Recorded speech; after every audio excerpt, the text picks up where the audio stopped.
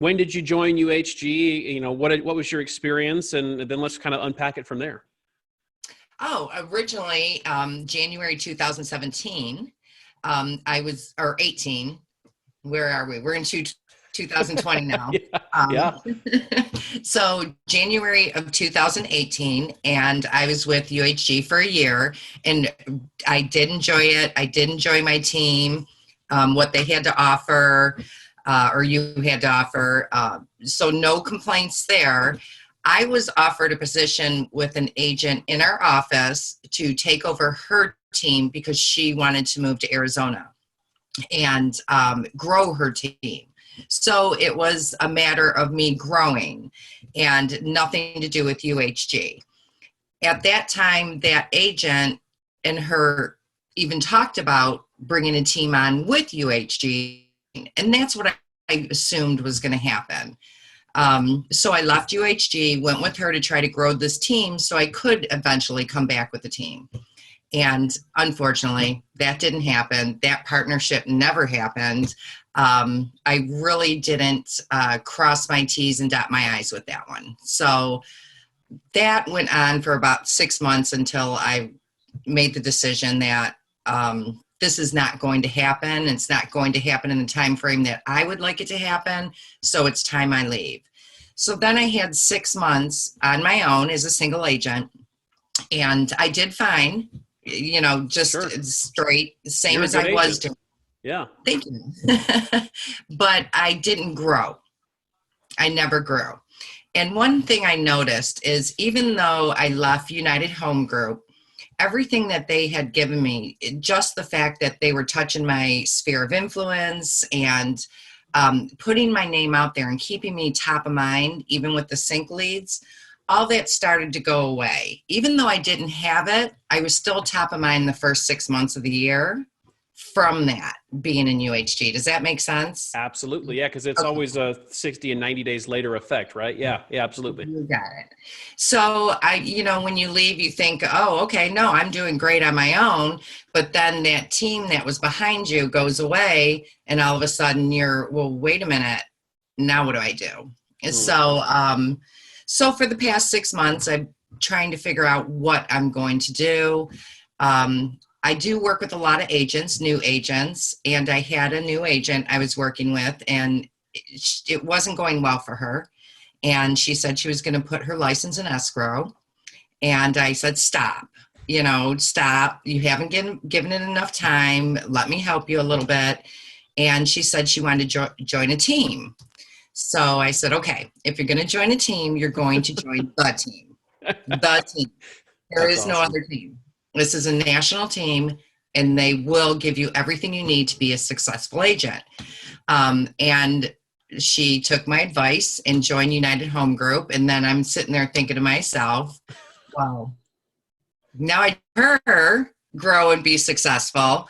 And then at that point, Katie reached out to me, and we started talking. That's awesome. So That's awesome.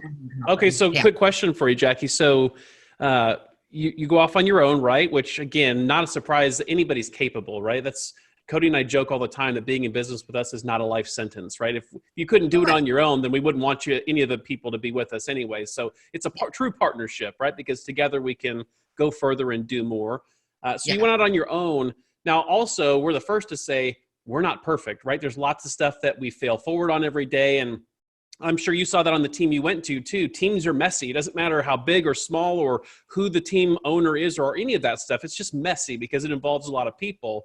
Yes. So with all the imperfections, what was your aha? What did you notice when you were out on your own, even with the imperfections or the mess that is team? What were a couple of the things that you recognized the biggest gap in when you were on your own? Yeah, I had to do everything myself. Yeah. So the leverage piece, right? Yes. Okay. And that was, of course, the financial piece of it, to have to pay for everything, the sync and my CRM, all the finance part. But I would say this part was having it. My cat wants to say hi. That is not my three-legged cat I talk about all the time. But just not having that backing where it's like, oh my gosh, I have to set a schedule for myself. Not that I didn't with United Home Group, but there just seemed to be that schedule and that routine that you had. And with your partners, and when you don't have your partners, hey, we have to be on the call this time or we have to do this, you tend to get, lackadaisical. So Sure. So what I'm hearing you say is that accountability component, right? yes, lost So it. with Katie, who's your regional director in Michigan, Northern Ohio, what did that look like as far as when you stepped out? What did you do to replace that accountability of having that person that's only paid, by the way, if you're paid, right? We're in it together. We're true partners. What changed in your world or your business when you didn't have that person sometimes bugging you, I'm sure, sometimes saying, hey, get your butt in gear, Yes. but doing it because they wanted you to win because they can't win without you winning. What happened in your business without that? How did you replace that? I didn't replace it. Okay. I didn't. And of course, I started to at first, and then life happens, things come up. And so you kind of blow it off. And when you don't have those partners saying, where were you on the call today? Or why aren't you doing this? The accountability, you can very quickly let your business go. Oh, Very 100%. quickly. And this is, Jackie, we've talked about this before, but the hardest thing to get across to somebody, I'm sure people watching this, that's the intangible stuff, right? We can't put a value on that necessarily and say it's worth X number of dollars. However, what we know is if left to our own devices, me included, without Yes. accountability in the group and the team and people pushing, moving in the same direction, we kind of just fizzle out and do what's comfortable, which for most of us is not a whole lot, right? So that's a huge, huge part. So if you're talking to somebody watching this video, I guess twofold. Let's say somebody watching this video who's not with a team and not with UHG and they're considering, what would you tell that person based on your experience now? And then I've got a follow-up to that. But what would you tell the person who's not yet with UHG or maybe not on a team, but they're considering or exploring based on you've been successful as a single agent and on a team? You've seen both sides of that equation. Yes. And you've also went out and started your own essentially with that partner, right? So you've really seen all different components. What would you say to those agents if you could go back and do it again? What would your perspective be now that you've had those experiences? Why make it hard? Why make this business hard? When you have, the hub doing most of your 36 touch with your emails and keeping you top of mind. When you have somebody ordering your business cards, somebody doing your email signatures, the transaction coordinator, you have an RD for accountability and coaching. Why would you make your business so difficult to try to find all those items on your own when they're all right here? It's simple.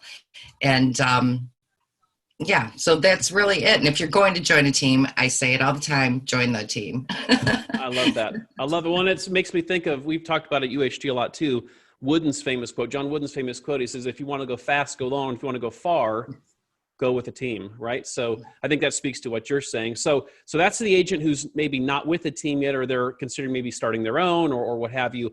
What about the agent who maybe was with a team and they didn't think it worked out the first time and they're not sure if going back to a team is the thing? Because that's hard for a lot of people to do. A lot of people's ego gets the best of them in that situation. And to your credit, they wouldn't do what you did and say, hey, this makes more sense for me than anything. I'm going to do what's best for me. And I'm going to go back to a team that I had good results with. Some people their ego wouldn't let them have that conversation. So if this is being watched by somebody who's been on a team and they're considering, they're feeling that tug, they need to go back to that environment, what would you say to that person when they're having that wrestling match with ego? Because I'm sure if we're being honest, I would have the same challenge. At least I'd hear that voice. I'm sure you heard that voice too. We're all human. What would you say to that person? Well, when you're on a team, a local team, which the majority are, it's much different. So you're on that team as a buyer's agent or a listing agent. You're not on the team where you have both. You are not running your own business, and you have to give them your SOI, and you have to give them, your complete database. Even every day when you have new clients, you have to give them, hand over all that information. So when you leave, you don't get to take any of that with you. So when it comes time, if you do grow and you want to better yourself and it's time to leave, they keep it. They keep everything. And I think a lot of agents don't understand that, how important your database is. Your database is your business. And when somebody else takes it, it's a big deal. And with United Home Group, you're a partner, and it's still your business. It's your database. It all stays yours. And if you do decide to leave, you can take it. And not that you'd want to leave, that's not what I'm saying, but if it came to that point, it's yours. And then you can list houses. And when you list houses, we all know you get sign calls. Yep. That's how we get buyers. And we get buyers off our own sign calls. And on a team, somebody's the listing agent, and they don't even get to talk to those buyers. They can't, because it has to go to a buyer's agent. And it's so separated, and it's not your business. It is not your business at all. This is actually your business with United Home Group. I love that point, Jackie, and it's so true. We get to partner together, and it's still your business, right? So like we talked about, at one point you decided to step out and pursue a possible leadership opportunity. No one held you back. No one played any games. You walked away just like we told you would, with everything that was yours. And I think it's a true testament that you're coming back and you're back in business with us, and we couldn't be happier. So any parting thoughts for anybody watching this video, any thoughts going through your mind around what they need to hear or what you wish somebody would have told you in the beginning? Well, one of the things I do hear a lot, and if I go into my office or non-UHG agents, they'll say, "Oh, but they take such a big cut." And at the end of the day, I tell them, you need to sit down and you need to figure out how much you spend, because obviously they're not doing their finances correctly. Like right. See how much you're actually spending, and you would be shocked. Now, if you want your business to stay at an even level, you need all these items. If you don't want to pay for these items, then your business is going to go up and down, and it's going to be a matter of you just getting referrals from your sphere, and you're not growing your business.